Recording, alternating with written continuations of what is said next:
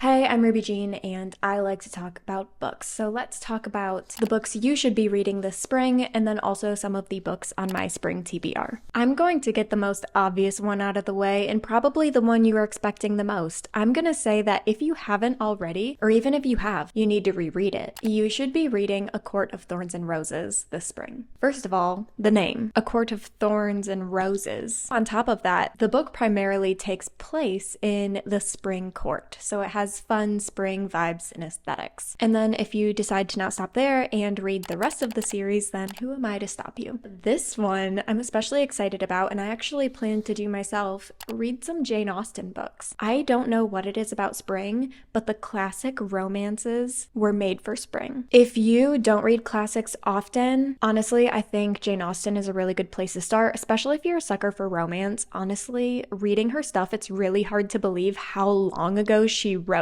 all of that. She was so ahead of her time. If you're still nervous about going into classics, most of her best books have actually already been turned into movies. Read the book and treat yourself with the movie afterwards, or you can just pick a book that you've already seen the movie for. Great examples are Pride and Prejudice, which is honestly one of my favoriteest movies of all time, and then also Emma, which honestly has two really good renditions of it, and you should probably watch both. I know there was a movie made for Sense and Sensibility fairly recently. I didn't love it, but it still fits the springy aesthetic though. Then if you decide that you want to put in a little self-help / nonfiction book, I highly recommend The Perfectionist Guide to Losing Control. My initial thought of putting this on the spring reading list was literally just because the cover is really cute spring colors, but also realistically, I find myself only really reading nonfiction psychology books in the winter, and I want to be better about reading them year-round. And if you have perfectionist tendencies, I highly suggest that you read this book. Then the book that I read last spring break last year was Nora Goes Off Script. This isn't a very well-known book to my knowledge. If I'm not mistaken, the book follows a single mom who either she writes a book that gets turned into a movie, or she writes actual scripts and one's getting turned into a movie. I forget what it is, but she gets to know the man who plays the main love interest in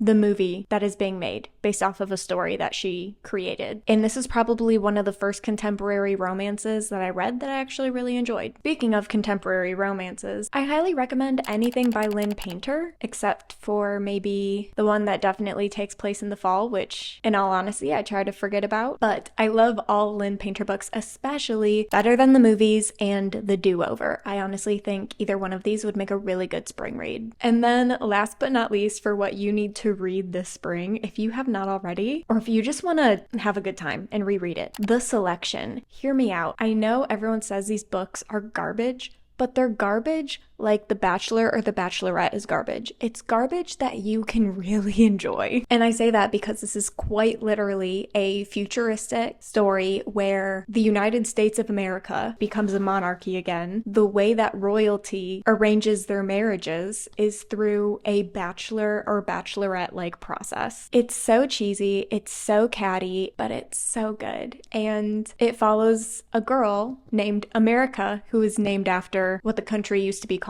I forget what the country's actually called, but she doesn't want to be on this royal bachelor, and her mom kind of makes her sign up anyways, and it's her whole journey. It's so good. Honestly, I love it. It's one of the very few books that has a love triangle that I actually eat up. I highly recommend reading the original Selection series and the Crown series. The Crown isn't nearly as good, but it is fun to get like a full circle moment for all of our main characters. As for my personal TBR for this spring, I am finally going to be reading the Once Upon a Broken Heart trilogy. I have been dying to read these books since I fell in love with the Caraval books. I love Stephanie Garber's writing, and honestly, after doing my whole vlog on the Stalking Jack the Ripper books, I really need a really fun, magical, romantic story, a cute little plot that has me swooning rather than a murder mystery, because it got dark. Then I went to read Powerless by Lauren Roberts. I have been dying to read this book, and I don't know if it actually takes place in spring or has spring vibes, but the